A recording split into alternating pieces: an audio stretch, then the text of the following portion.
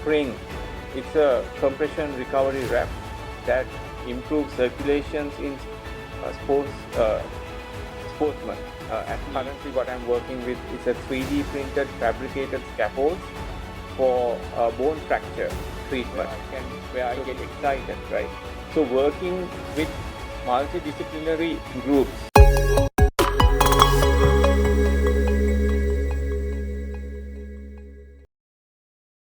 Good afternoon. Welcome back to another episode by Tech Talk 360, where we unveil one bite at a time. Today, we have one of our very special guests on our show. It's none other than Dr. Angelo Karunaratne, who is a biomaterials research scientist and also a wearable tech entrepreneur and also an innovator. How are you, Doctor, doing today? Good, very good. Thank you, Russell, for inviting me for your 360 series. Glad to be here. Amazing. It's my pleasure, Doctor. So, Doctor, let's start off with who is Dr. Angelo Karunaratne? Yeah. So as uh, as you introduced me, I am a biomaterial scientist and a wearable tech innovator and a thought leader in the space of biomaterials and wearable technology. So I have 12 years of experience in industry and academic research, and 40 plus journal articles so far published in peer reviewed journals, and four uh, patent applications and one granted patent in the space of wearable technology. So my work spans developing innovative healthcare uh, products, particularly in the wearable technology space. And also in my academic side of work, I'm mainly in the biomechanics and the biomaterial space. So that's about me. So, Doctor, that's an amazing introduction. So, my viewers might be new to this wearable tech entrepreneur side and biomaterial research scientist. So, where does this journey begin in this field? Where does it start? Yeah, so my journey actually began when I received my PhD from Queen Mary University of London, and the thesis is around developing a biomedical engineering solution for detecting bone diseases at its early stages. So I applied my medical engineering expertise to solve a problem in the medical field. And so that's how it's all started, and that's kind of gave me an inspiration to work in the entrepreneurial kind of a setting, and such as the project called Spring, looking at uh, recovery, muscle recovery, and then Wave Tech, another product looking at um, compression therapy for lymphedema patients. And currently, we just started a small startup looking at breast cancer detection. And I'm working as a strategic advisor for this startup. And my full-time work actually mainly on the wearable technology work that I'm working with Soft Matter. It's a startup from MAS Holdings, and also with the University of Moratuwa, working with a research group looking at biomaterial characterization, and all these work being kind of very looking at high impact generating to mainly in the space of wearable technology as well as um, biomaterial, but the final target is to going into health and wellness space. That's amazing, Doctor. So, Doctor, you mentioned about different projects that you are working on. What are the intensive experience that you have gained from these projects, and what trends that you have observed in this MedTech and HealthTech industry over the years? Yeah, so that's a great question. Now, when it comes to MedTech and HealthTech, we see now it's moving towards to very personalized healthcare, driven by artificial intelligence and machine learning. So wearable technologies have become more integrated into daily life nowadays. Um, so looking at providing real-time uh, healthcare readings and analytics, right? And additionally, there's a growing emphasis in patient-centric product development. And also sustainability is another area. When it comes to healthcare product development, we look at sustainability. So if I have to summarize to your question, so it's looking at uh, more personalized data providing through these devices, and then comes the real-time monitoring and analytics, and last but not least, sustainability side of things. Yeah, that's true. And doctor, these wearable technologies have been very important, and what do I see? It's part of our daily lives. Where everywhere we go, like this part is actually wearable technology is really important. So, how do you see this technology evolving, and what potential do you see in that industry being impacted on the healthcare and wellness in the future and soon? What do you say about that? Yeah. So I think the previous question was a great segue to what you're asking right now. Having that personalized consumer or the patient-centric healthcare is evolving to become even more seamless and intuitive, right? With capabilities for early detection of health conditions and personalized health insights. This evolution is actually of healthcare transformed by making preventative care accessible for a lot of patients. Those days, when I say those days, decade ago, it's basically for limited patients that most of the advanced healthcare was accessible. But now, because of this digital transformation, it's been accessible for many patients. So that's, True. I think, the positive side of what's happening right now. Yeah. Uh, So, doctor, we have we connected those two questions, to build up the flow, but which brings us to like, can you share an example where you have successfully executed these tech developments that you spoke about, like MedTech and HealthTech, like some of the examples? I think you mentioned some in the start, some of the projects that you have started up, but let's talk about something that you have completely developed and what's there. Right. Yeah. So I can give a very good example. We Where we started as a sports adjacency and then kind of moved into medical space, healthcare space. So this one particular product, Spring, it's a compression recovery wrap that improves circulations in sportsmen, athletes, right, runners, swimmers, and etc. Then we were using wearable compression therapy to improve circulation by providing compression or massage to calf muscle.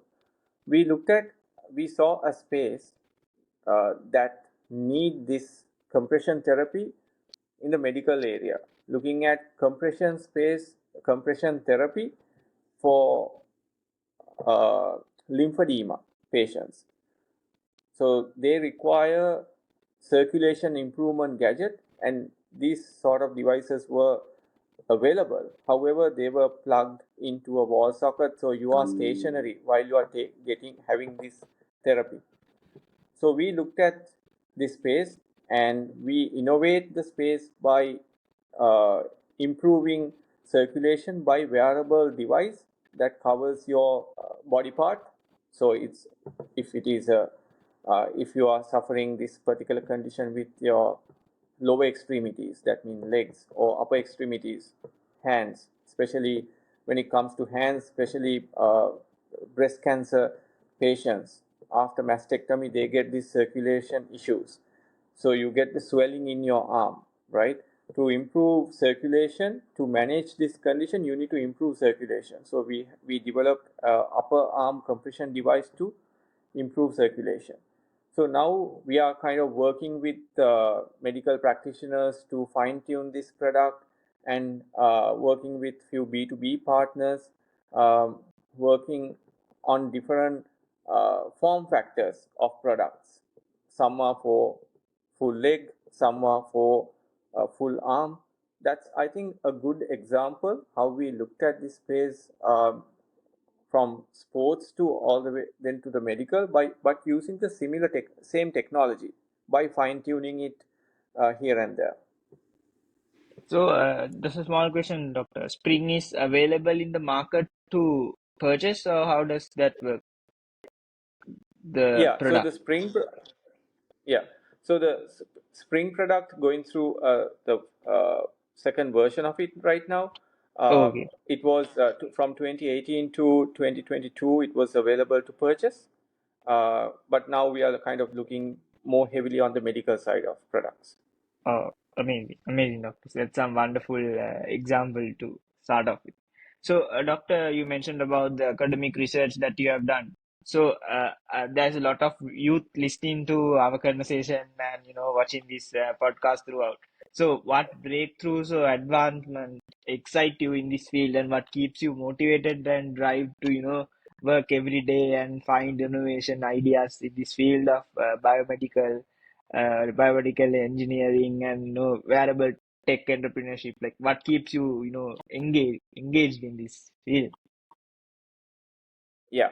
On the academic research side, it's always been my passion. So this one of the key excitement was currently what I'm working with is a 3D printed fabricated scaffolds for bone fracture treatment.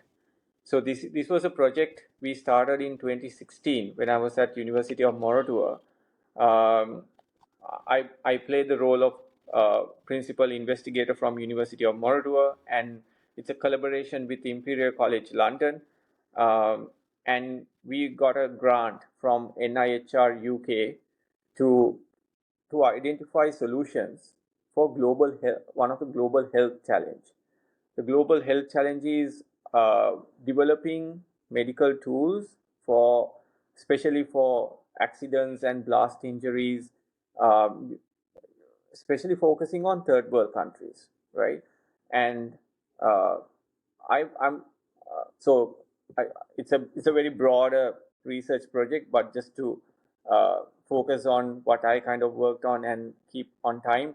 Uh, One of the project was biomaterials project, which I collaborated with Professor Julian Jones from Imperial College London. So he is kind of fabricating these scaffolds, 3D printed scaffolds, and then we can implant them into human as a fracture bone fracture treatment, right?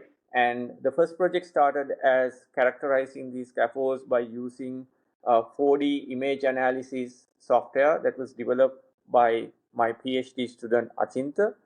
Now we are in the second phase. Now we are characterizing these scaffolds mechanically in vitro bone scaffold and fixator construct, right? So basically, we create a fracture in a bone artificially, and we implant this scaffold into that fracture site. And also, we have an external fixator that was developed in the phase one, and we are mechanically loading it to see whether the scaffolds can withstand the loads during the physiological conditions. So Oh, that's kind of really inspiring and keep me going, because we are end of the day we are developing a scaffold or a biomedical engineering solution for real world a problem, right? yeah, So definitely. that's one of the area that we are working on. Does it uses AI, Doctor, artificial intelligence? So we use artificial intelligence and machine learning when we were developing this image analysis framework, Oh, to capture series of images to yeah. understand the scaffold microarchitecture. Oh, wow. That's pretty amazing. So, Doctor, when we speak all of these industries that you are in, where do you see the future of medtech and health tech heading? Is it somewhere we can say the young generation to step in and work towards it? And what role do you think these innovations will play when, like I mentioned, when AI comes in, emerging technologies joining in and collaborating with these industries? What do you see the future as? Yeah. So the future of MedTech and HealthTech lies in furthering the personalization, like I mentioned earlier, right? Integration of AI and predictive analysis and the development of sustainable patient-friendly technologies, right? So that's where it's heading towards to. I think it's definitely a great area to work, uh, especially the students who are listening to this talk should look at, right, what are the different skill sets that they need to develop, right, during at school age. um, Artificial intelligence, machine learning, I think that's the kind of future moving on to. I think you answered a bit about what I was gonna ask next. I was gonna ask next is that what what skills and behaviors should the youth develop to make this to make their life better to fit the world right now and get a job and develop their career in this space. What do you yeah, you mentioned around 2 to 3 in the earlier question, but what do you say to this youth space? Yeah, I think embrace interdisciplinary learning, right? Staying focused and being open to collaboration. So, like, I can give an example. Like I mentioned in the previous question, what you asked about uh, the inspirational or where where I get excited, right? So, working with multidisciplinary groups, uh, medical doctors, material researchers, mechanical engineers, electronic engineers who uses AI, machine learning. So it's a collaborative, interdisciplinary field. Uh, that's what it is. Medical engineering means. So uh, I think what the youth need to embrace that, how to work collaboratively. You individually, I don't think these days you can do any job, right? So That's making understanding that space and really thrive into collaboration into multidisciplinary area, that's, I think that's an advice I should give to youth. So, Doctor, that's this last question I ask in every episode that I do so far. It's been there in every episode that I do. Is that how does everything that we spoke, the scope, when we connect it to Sri Lanka, we know where we are as a country. I'm actually really proud when Doctor mentioned these, technologies that I have never heard of. The project that you mentioned, they are quite interesting, and it's a lot of, I mean, it's a lot of tech and a lot of healthcare in it. Where do you see the future of Sri Lanka, and what do you specifically have to say to Sri Lanka and to the youth of Sri Lanka? You mentioned something to the youth, but when we connect it to Sri Lanka, there might be something different you might have to say. Yeah, I mean, Sri Lanka and its youth, my key message is basically dream big, right? And leverage technology, because there's technology everywhere and it's very accessible nowadays, right? It's going through a digital transformation and drive a positive change.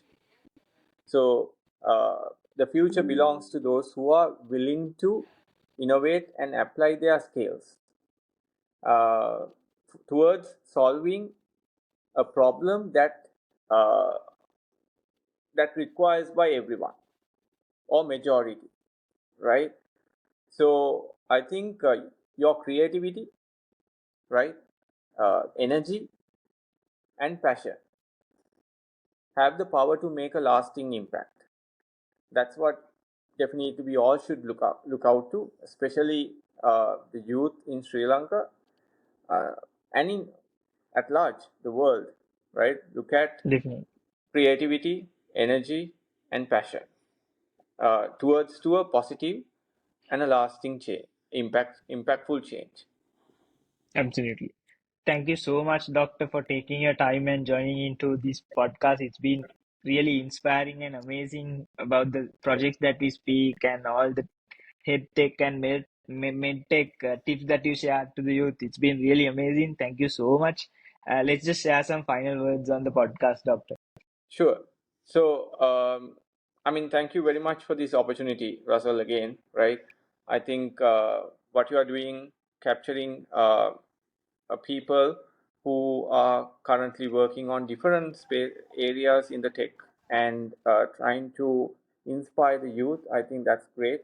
Uh, happy to be happy to be here with you, going through some uh, really great, timely questions, I think. Uh, Happy to be here again. Thank you for this opportunity.